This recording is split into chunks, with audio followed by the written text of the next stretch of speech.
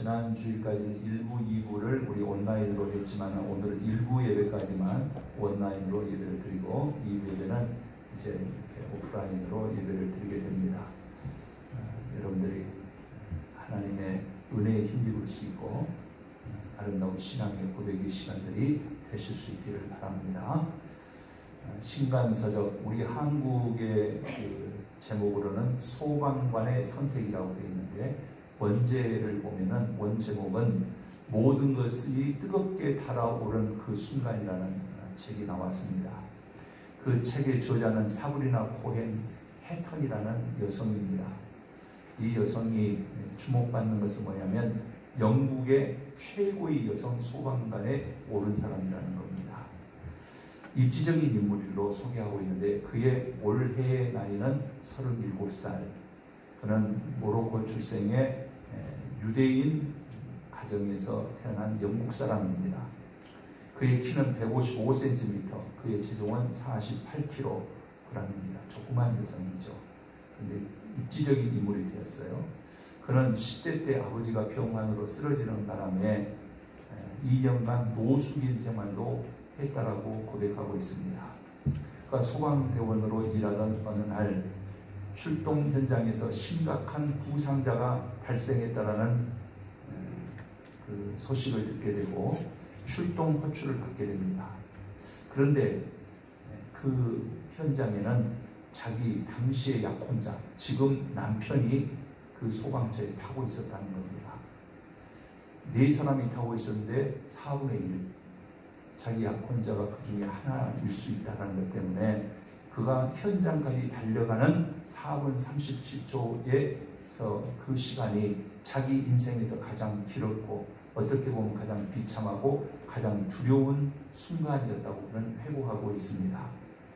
다행히 부상자는 약혼자가 아니었습니다. 동료였습니다. 약혼자가 무사하다라는 그 안도감과 동시에 그런 생각을 했던, 내 약혼자만 아니었으면 하는 그 생각을 했던 자기 자신이 굉장히 죄책감이 들더라고요. 다친 사람은 자기 동료였기 때문에 그렇습니다.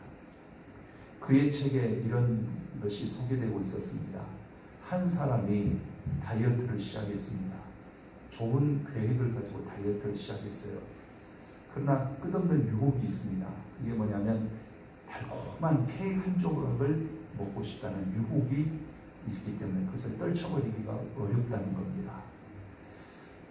단단히 마음 먹고 순간의 유혹을 이겨낸다면 단단한 복근과 혹은 만족스러운 몸매를 가질 가능성이 크다는 거예요. 물론 다이어트 실패를 하더라도 세상이 망하는 것은 아니랍니다. 우리도 그렇게 생각합니다. 그러나 그 실패에 따른 여러 가지 대가도 있다는 거예요. 가령 스스로에 대한 실망이 없다는 거예요. 그 다음에 계속 거추장스러운 자기 몸을 가지고 살아야 된다는 거예요. 적어도 남에게 피해줄 가능성은 작다고 할지라도 어디까지나 자기 실패에 국한돼 살아간다 그런 말입니다. 그런데 여기서 끝나지 않고, 하지만 여러분이 이 책의 저자처럼 소방관이라고 한다면은 끔찍한 화재 현장에서 긴급 출동해서 무엇인가 중요한 일을 해야 될 때에 그 일을 할 수 있겠나.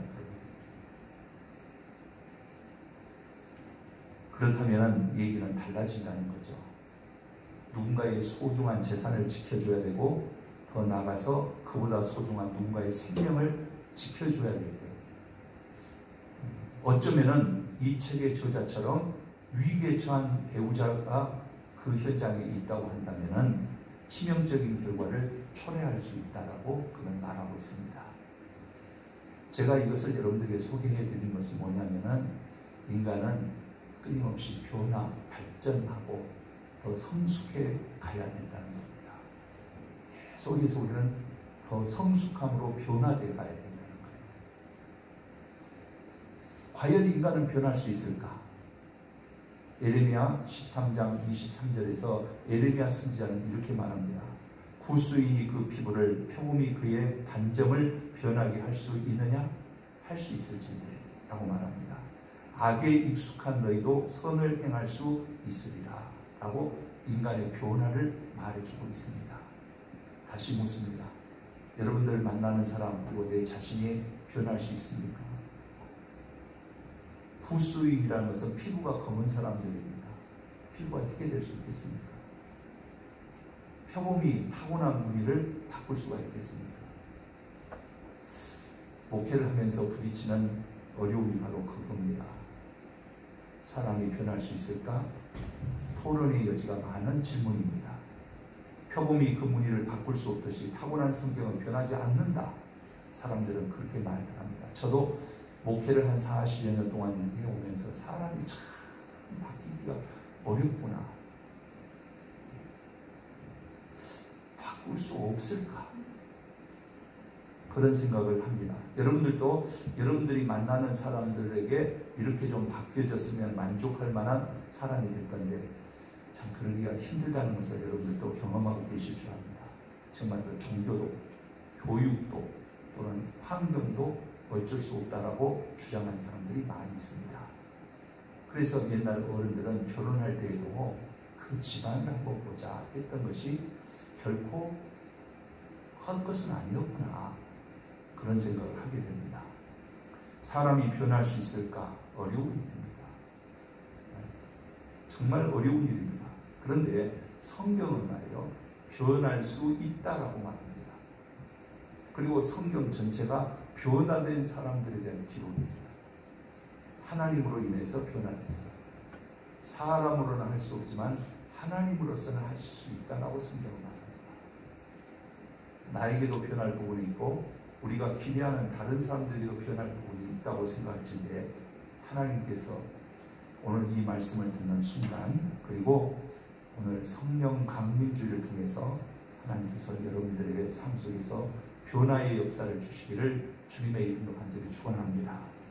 변화해야 됩니다. 우리는 여러분 그렇잖아요.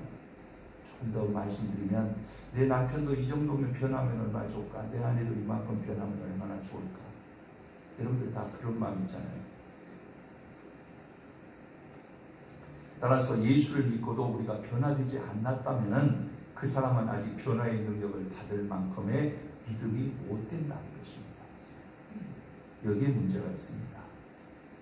오늘 본문은 교회의 탄생을 기록한 누가의 기록입니다. 여기에 보면은 교회의 탄생은 변화된 사람들에 의해서 시작됐다는 것을 우리는 알게 됩니다. 2000여 년 전 예수님을 따르던 무리들이 있었습니다. 그들은 예수님을 믿었습니다. 십자가에 죽으신 것도 보았고 예수님께서 부활하신다는 것도 그들은 보았습니다. 예수님의 약속의 말씀도 그들은 기억하고 있어요. 내가 하늘로 올리운 그대로 내가 너희들에게 다시 올 것이다. 그러면서 예수님께서 또 하신 말씀이 있어요. 내가 가면은 아버지께서 보혜사 성령을 너에게 보내주실 것이다 약속했습니다. 그 예수님의 음성을 똑똑히 기억했던 이스라엘 백성들은 예루살렘에서 예수님을 따랐던 그 사람들은 마가의 다락방에 모여서 예수님의 말씀이 자기들에게 임할 것을 기대하고 있었다 그 말입니다. 그날 왔습니다. 그날이 오순절이라고 성경은 기록하고 있습니다. 오순절은 유대인들이 출애굽했던 유월절을 기념하는 그날에서부터 50일이 지난 날이라고 해서 오순절이라고 말합니다. 이날 사람들이 모여서 기도할 때에 놀라운 일이 일어났습니다. 그 놀라운 일을 기록한 것이 바로 오늘 2절 말씀이었습니다. 제가 다시 한번 보면은 호련히 하늘로부터 급하고 강한 바람 같은 소리가 있어 그들이 앉은 온 집에 가득하며 마치 불의 혀처럼 갈라지는 것들이 그들에게 보여 각 사람 위에 하나씩 임하여 있더니 각 사람이 하나씩 임하여 있더니 오늘도 하나님께서 예배 중에 있는 우리 성도님들에게 성령의 역사를 허락하여 주실 줄 믿습니다. 나만 앉아있는 것이 아니라 성령의 감동이 있으시길 바랍니다. 계속 이어서 그들이 다 성령의 충만함을 받고 성령의 말하게 하심을 따라서 각 다른 언어들로 말하기를 시작했다. 성령이 말하게 하심으로 인해서 다른 나라 말로 말하기를 시작했다라고 그들의 변화를 기록하고 있습니다. 성령 강림이 있었던 오순절 사건입니다. 그 결과 예수를 믿고 따르는 사람들이 변화가 있었다는 거예요. 그리고 그들을 통해서 교회가 시작됐다는 겁니다. 우리가 성경의 또 다른 곳을 보면은 이 초대교회 성도들의 생활상을 볼진데 두려워했던 사람들, 예수를 믿고 두려워했던 사람들이 이제는 담대해지기 시작했습니다. 예수님의 부활을 목격했지만은 50일 동안 아무 말도 못하고 입담을 보고 있었던 사람들이 예수는 그리스도다, 하나님의 아들이다 라고 말하기 시작했다는 거예요. 전도하기 시작했습니다. 이기적인 생활을 그들에게 습성화되고 뼈 깊숙이 스며있던 이기적인 생활을 그들은 떨쳐버리고 자기들의 소유를 다 팔아서 가난한 사람과 동료들과 서로 유무상통하기를 시작했다는 거예요. 더 나아가서 보면은 그들은 성전에 모이기를 힘썼다고 했습니다. 예수님의 말씀을 기억했기 때문에. 그리고 그들은 집에서 기쁨으로 살아갔습니다. 믿기 어려울 정도의 변화가 그들에게 있었습니다. 그것이 바로 교회의 탄생이 되었다. 교회는 그런 사람들이 함께하는 곳입니다. 이렇게 성령의 능력은 사람들의 변화를 일으킬 수 있고 이 변화는 전염병처럼 강해서 유대 온 땅으로 퍼져나가기 시작했습니다. 그래서 성경은 기록합니다. 오늘 말씀도 기록하죠. 날마다 믿는 사람이 더하여져 갔다고 했습니다. 많은 사람들이 마가 오순절에 성령 감동을 받은 그 사람들의 모습을 보고 뭔가 저게 있구나. 도대체 무슨 일이 일어나는가. 그래서 그곳에 찾아들었단 말이에요. 그래서 초대교회에 보면 3,000명씩 2,000명씩 날마다 부흥받는 자들의 수를 더하여가는 것을 볼 수 있습니다. 그 역사에 보면은 변화, 베드로 같은 사람이 변화되잖아요. 그가 한번 설교를 하니까 3,000명씩 회개를 하잖아요. 초대교회 성도들이 120명의 성도들이 변화된 인간성, 변화된 생활을 세상 사람들에게 보여주기 시작했다 그 말입니다. 세상 사람들은 다시 생각합니다. 저 그리스도인들 중에 뭐가 있을까? 저 사람들이 무엇 때문에 저게 변화를 가져올 수 있었을까? 개개인의 변화와 사회적 변화를 일으킬 수 있는 능력은 무엇인가? 그리고 그들도 변화를 사모했기 때문에 교회 속으로 들어왔단 말이에요.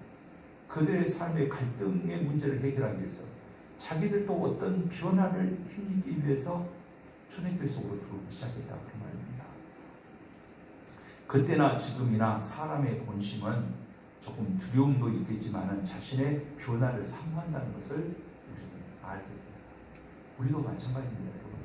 내 삶에도 좀 무슨 변화가 일어나기를 다 기대하지 않습니까? 그런데 우리는 두려워서 주저앉아 버릴 때가 많습니다. 문제는 뭐냐? 오늘을 살아가는 우리들도 성령을 받을 수가 있을까? 초대교회의 변화는 성령의 임재로부터 시작합니다. 불의 혀같이 갈라지는 성령이 그들 속에 임할 때 변화가 있었단 말이에요. 결코 변하지 않을 것 같은 인간들이 변하기 시작했단 말입니다. 변할 수 있을까? 성경은 우리에게 답을 말해주고 있습니다. 그것은 변할 수 있다. 변화될 수 있다라고 말합니다. 그럼 변화의 방법은 무엇이냐? 초대교회 성도들에게 우리는 배워야 되는데 열심으로부터 출발한다. 그 열심이 뭐냐? 초대교회 성도들은 열심히 모였다고 기록하고 있습니다. 열심히 모여서 뭐 했냐? 기도했다고 했습니다. 그리고 서로 사랑했다는 거예요. 한마디로 했습니다. 열심히 모이고 열심히 기도하고 열심으로 사랑했다.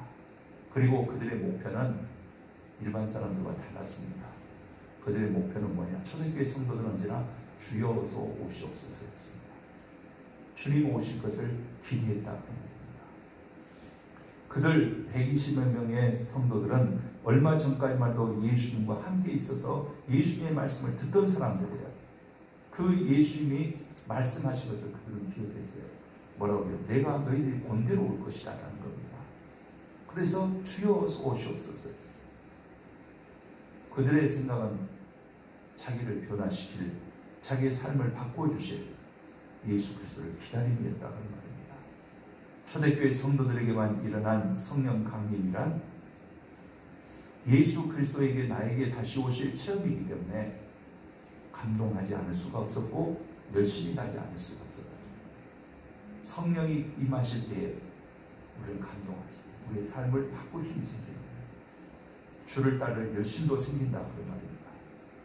오늘날에도 많은 사람들이 일과 직장 환경을 바꾸고 싶어합니다. 더 많이 바꾸죠. 요즘 사람들은 직장도 말이에요. 금방 바꿀 수 있고요. 조금만 더 몇 푼만 더 준다고 해도 요즘 사람들은 옮겨가는 거예요. 어떤 때는 남편도 바꾸고 싶고 아내도 바꾸고 싶고 자식은 안 바꾸고 싶으십니까? 여러분 우리가 고민되는 부분들이잖아요. 현대인들은 쉽게 바꿉니다. 왜? 바꾸면 더 좋은 것이 있을 줄 알아요. 그런데 사실 바꾸어 봐야 별 볼 일 없다. 별 볼 일 없습니다. 그것을 통계로 보면은 리차드 휴즈맨이라는 박사가 조사해 했는데 일을 9만 원 드는 사람의 85%가 죄송합니다. 자기 마음에 드는 일을 찾기만 하면 더 열심히 일할 자신이 있다고 대답했다는 거예요. 다시 말하면 동기가 조성되지 않았기 때문에 내 마음에 들지 않기 때문에 액션이 안 나온다는 거예요. 발통이 안 걸린다는 거예요. 그래서 지루하고 열심히 안 나고 즐겁지 않다라고 그들은 생각한다는 거예요. 그래서 이제 문제가 뭐냐? 그러면 움직이게 할 수 있는 것이 뭐냐? 네. 동기를 부여해 준다는 말이 그래서 현대인들에게 중요한 숙제가 됐다는 말이에요. 그래야지 성장하고 발전할 수 있기 때문에. 그러면 우리가 이제 우리 현실로 돌아가서 볼 때에 부모는 자녀들에게 어떻게 동기부여를 해줘야지 내 자녀가 여러분들이 바라는 대로 공부도 잘하고 그의 미래를 열어갈 수 있는 힘이 생길 것인가. 그것을 부모들은 생각한단 말이에요. 잘 생각해야 돼요. 그러면 사업을 하는 사람들은 내가 어떻게 내 직원들과 동기부여를 잘 나누어서 기업을 잘 성장하는 많은 이익을 내서 내가 목표하는 목표치에 도달하게 하겠느냐 그런 말이에요. 목사들은 어떻습니까? 성도들에게 어떻게 동기를 부여해야 신앙생활을 잘할 수 있게 하겠느냐. 우리 목사님들도 만나서 이야기하는 것이고요. 어떻게 하면 성도들에게 열심을 불어넣겠냐 그런 말이에요. 이게 중요한 과제다 그런 말이에요. 모든 사람들이 말해요. 말씀을 들을 때에는 대부분의 사람들이 동기부여가 되는 것 같아요. 그런데 교회 문을 벗어나면 일상생활로 돌아가요. 천만 안 바뀌어요. 그래서 성경이 말한 거 아니면은 저는 사람은 바꿀 수가 없다라고 생각합니다. 여러분들은 어떻게 생각하십니까? 여러분들의 남편이 바뀌기를 원한다면 어떻게 해야 되겠습니까? 여러분들의 아내가, 여러분 자녀들이, 여러분들이 기대하는 사람들이 바뀌기를 원한다면 어떻게 해야 되겠냐? 지휘자인 유진 오만디는 필라델피아 교향악단을 지휘할 때였는데 브람스 곡을 연주하다가 점점 크게 하니까 손의 움직임이 아주 최고로 크게 할 때 손을 젓다가 탈골되고 있다는 거예요. 얼마나 이걸 심으로 했습니다. 그리고 그는 한 손으로 지휘를 마쳤다는 겁니다. 열심도 이 정도면은 그 일에 미쳐버린 겁니다. 사람에게는 어느 정도 미칠 만큼의 도취도 필요하고 열심히 일하는 모습도 필요하다는 거예요. 이 열심의 모습을 본 초대교회 예루살렘 성도들은 어떻습니까? 사람들은 120명의 초대교회 성도들을 뭐라고 말했냐? 오늘 12절 말씀을 보니까 조롱했다고 그랬어요. 그러면서 그들이 뭐라고 말하냐? 저 녀석들은 술에 취했단 말이에요. 우리가 알지 못하는 새 술에 취했다고 했어요. 이해가 안 된다는 거예요. 우리는 알아야 됩니다. 우리는 새 술에 취한 자들이에요. 성령술에 취한 자들입니다. 여러분 그것을 사모해야 될 사람들이에요. 여러분 안에 성령께서 역사하심이 있으십니까? 성령께서 우리 안에서 일하시고자 하실 때 여러분 우리는 어떻습니까? 제발 좀 가만히 계십시오. 성령님, 나를 너무 밀어붙이지 마십시오. 나 하고 싶은 대로 하겠습니다. 동기부여를 원하면서도 동기부여가 안 되고 있다. 하나님을 제한하고 내 길을 가겠다. 이게 현대인들의 모습입니다. 현대 그리스도인들의 실상이다. 그런 말이에요. 초대교회 성도들에게 세술에 취했다고 했어요. 나도 다른 사람들이 볼 때 좀 세술에 취한 사람처럼 보였으면 좋겠다는 생각을 가지고 말씀을 준비하고 또 이 말씀을 알면서부터 굉장히 묵상을 했어요. 그럴 때 또한 생각나는 사람이 있었습니다. 그가 누구입니까? 사무엘상에 보면은 사무엘의 어머니 한나가 있어요. 그는 아들이 없기 때문에 근심이 있었어요. 그래서 하나님 앞에 나와서 기도하는 거예요. 열심히 하나님 앞에 기도했으면 얼마나 간절히 하나님 기도했으면 그 모습을 자꾸 지켜보던 엘리 제사장이 너 술 먹었냐? 물어봤다는 겁니다. 여러분 어떤 상황인지 이해가 되십니까? 하나님 앞에서 얼마나 중얼거리고 어떤 데는 탄식하고 어떤 데는 부르짖어서 막 기도하니까 엘리 제사장이 너 술 취했구나. 아니에요. 나 술 취한 여자가 아니에요. 내 마음에 슬픔이 있기 때문에 내가 하나님 앞에 기도하는 거예요. 또 그때 하나님께서는 그의 기도에 응답해 주셔서 그 사무엘을 아들로 주신 것을 우리는 성경을 통해서 알 수 있습니다. 여러분 우리는 알아야 됩니다. 그리스도인들은 성령술에 취한 사람입니다. 성령에 취한 사람이라는 것을 알아야 됩니다. 여러분 안에 성령은 계십니까? 여러분 계십니까? 초대교회 성도들에게 예수 그리스도가 영으로 나에게 오셨다는 사실, 하나님의 영이신 성령께서 나에게 오셨다는 그 사실로 인해서 그들을 설레했어요. 그들은 열심히 생겼어요. 이렇게 살아서는 안 된다는 변화가 있었어요. 저는 지금도 그 마음속에 사모하는 일화가 있습니다. 그게 뭐냐면은 유명한 미국의 부흥 강사 전도자였던 무디 목사님이 친구들과 함께 이렇게 서로 이야기했어요. 어떻게 하면 교회가 부흥될 수 있을까? 네. 부흥되기 위한 좋은 방법은 무엇일까? 저희 또 목사님들이 만나면은 이런 관심이 대부분이에요. 어떻게 하면 성도들을 깨울 수 있을까? 대부분 사람들이 많이 절망해요. 안 변한다는 거예요. 그럴 때 무디 목사님은 그렇게 말했어요. 자기 영혼의 문제를 매일 5분씩만 진실하게 생각하고 기도하는 사람 20명만 당신 교회에 둘 수 있다면 그 교회는 틀림없이 부흥할 것입니다. 자기 영혼의 문제, 그 문제에 대해서 매일 5분씩만 투자할 수 있는 사람 20명만 있다면, 우리 교회도 5분 동안 내 영혼의 문제를 진짜로 걱정하면서 기도하는 사람 20명만 있다면 세상을 뒤집어 놓을 수 있지 않겠냐는 기대가 저에게도 있다. 여러분 동참해 주시기 바랍니다. 이것은 나를 위해서도 물론 필요하지만은 하나님께서 우리에게 하나님의 일을 이루시기 위한 기대이기도 하시다 그 말입니다. 여러분 하나님께서는 즐거이 우리의 삶을 변화시킬 것입니다. 아멘. 그래서 성령을 약속하신 거예요. 예수님께서 내가 아버지께로 감히 너에게 유익이 될 것이다. 내가 가면 보혜사 성령이 너에게 오실 것이다.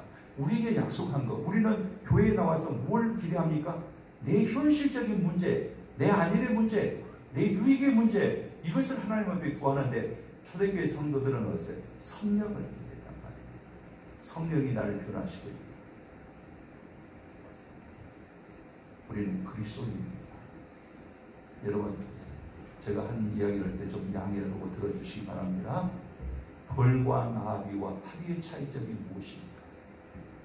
벌과 나비와 파리가 어느 날 자기 자랑을 했어요. 벌은 말합니다. 야 나처럼 쉥쉥 날아다니면서 말이야 꽃가루를 꽃적보로 옮기고 꿀을 만들어서 인간들에게 주는 나가 얼마나 멋있냐.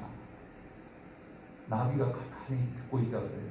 나비가 야 나처럼 우아하게 있고 적고 날아다니면서 말이야 꽃밭을 풍성하게 하는 내가 얼마나 우아하니. 그 말을 듣고 있던 파리가 가만히 생각해 보니까 자랑할 것이 없는 거예요. 우리가 생각해도 파리는 자랑할 거 없잖아요. 그래서 번뜩 생각난 것이 있었어요. 그럼 너희들은 나처럼 똥 먹을 수 있어?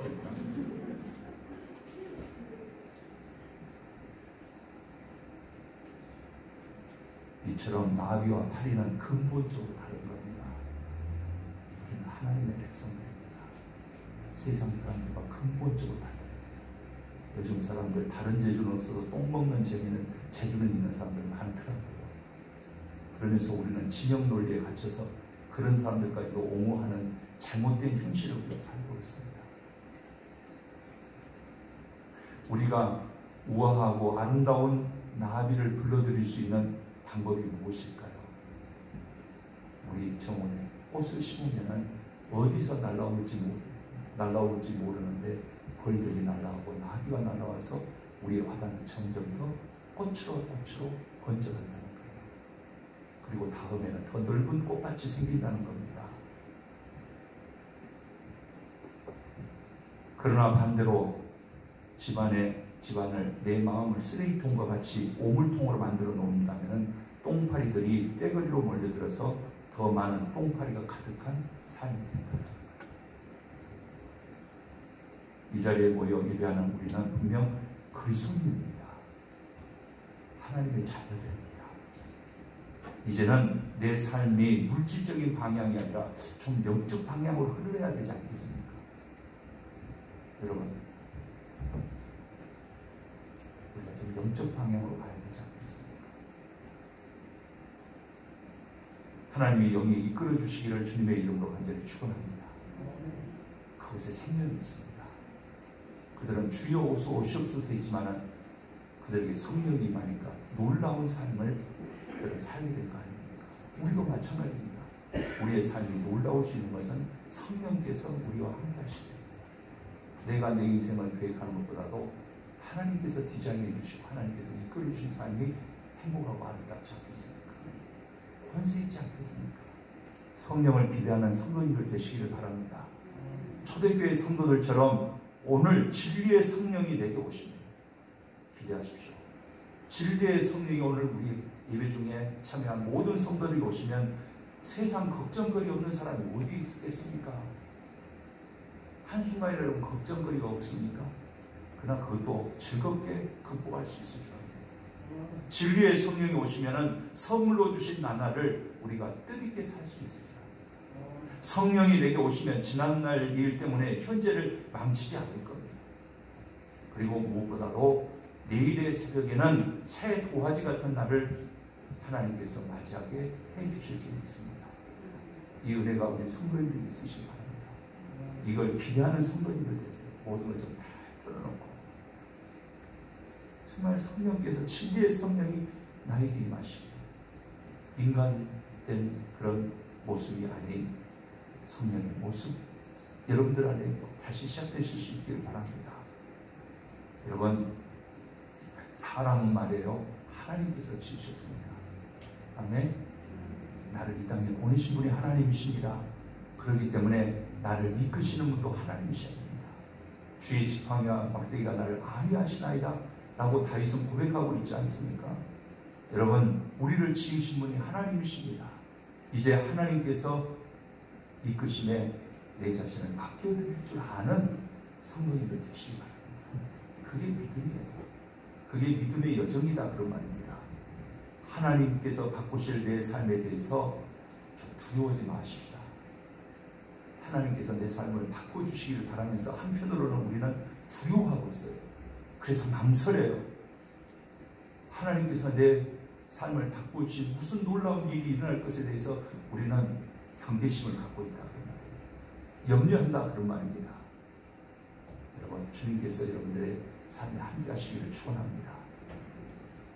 한 가지만 더 말씀드리고 말씀을 정리하려고 합니다. 어느 목수가 일을 하는데 그 목공 현장에서 열심히 일을 하는데 자기 아들이 와서 놀다가 시계를 깜빡 놓쳐버렸어요. 그래서 그 시계를 찾는다고 하는데 점점 더 톱밥 사이에 대패밥 사이에 묻혀서 찾지를 못하고 우왕좌왕하고 그래서 더 당황해하는 이 아들을 아버지가 가만히 이렇게 보더니 아들에게 말합니다. 야, 잠깐 멈춰보자. 그러면서 자기 기계의 음을 다 껐습니다. 전열을 스위치를 다 내렸어요. 그리고 아들한테 말합니다. 가만히 들어보자. 아닌데 하나 가만히 들어보니까 톱밥 속에서 찰칵 하는 시계 소리가. 그래서 그 시계를 찾게 됩니다. 저는 이번에 생각할 때는 이 코로나가 바로 하나님께서 우리의 삶을 멈추시게 하고 하나님의 음성을 들으라는 하나님의 메시지가 아닌가 생각합니다. 무조건 이 코로나가 빨리 종식되기를 바라는 것 우리의 욕심이죠. 그러려고 한다면 하나님께서 시작도 안 하셨을 겁니다. 우리가 하나님의 음성을 들어야지 이 역사가 끝날 줄 압니다. 이 위기가 끝날 줄 압니다. 맞습니까? 우리가 우리의 삶을 좀 멈춰야 됩니다. 이제 내 생각을 좀 멈추십시다. 이제 내 행동을 좀 멈추고자 말이에요. 그러면 하나님의 생각이 내 속에 들어올 거고 하나님께서 우리에게 어떻게 하실 것을 말씀하시는 그 말씀이 내 안에서 들려지기 시작할 거다 그런 말이에요. 여러분 하나님을 기대하십시오. 하나님을 기대하시고 기도하시기를 바랍니다. 그러면 하나님께서 하시죠. 하나님께 맡기십시다. 약속하신 성령을 선물로 주실 겁니다. 진리의 성령이 오시면은 내 삶과 내 상황을 훌륭하게 바꾸실 겁니다. 그것이 그리스도인의 삶이에요. 그래서 제가 지금까지 초대교회를 통해서 변화된 모습을 세상 사람들에 대한 영향력을 오늘 우리 성도님들처럼 우리 성도님들도 하나님이 기대하시는 것을 압니다. 여러분 세상을 기대하지 말고 하나님을 기대하시길 바랍니다. 하나님께서 내 삶을 어찌해 주시기를 사모하시길 바랍니다. 하나님의 인도하심이 우리 성도님들 안에서 새롭게 시작하는 진리의 성령께서 여러분들의 삶 속에 임하시기를 주님의 이름으로 간절히 축원합니다. 기도드리겠습니다. 하나님 믿음 주십시오. 하나님 포기할 것을 포기할 줄 알고 붙잡아야 될 것을 붙잡을 수 있는 지혜를 주십시오. 세상 것 좀 이제 내려놓고 세상 기대에 머물러 버려서 부끄럽게 사는 저희들 아니라 언제나 쩔쩔매는 저희들이 아니라 하나님께서 우리에게 말씀해 주신 것을 듣게 하여 주시고 주의 손에 이끌려 주님을 따라 나서는 우리의 성도들 예수님께서 약속하신 진리의 성령이 우리들을 주관하여 주시기에 알지 못하는 그 비밀한 하나님의 은혜의 날들을 열 수 있는 우리 성도들 다 되게 하여 주십시오. 세상 사람들이 우리에게 술 취했다 할지 모르지만 우리는 성령의 술에 취해서 하나님께서 우리를 인도하시는 곳에서 승리하게 하시고 세상 모든 사람들을 옳은 대로 인도할 수 있게 하여 주시옵소서. 오시옵소서. 진리의 성령님 오시옵소서. 예수 그리스도 이름으로 기도드립니다. 아멘.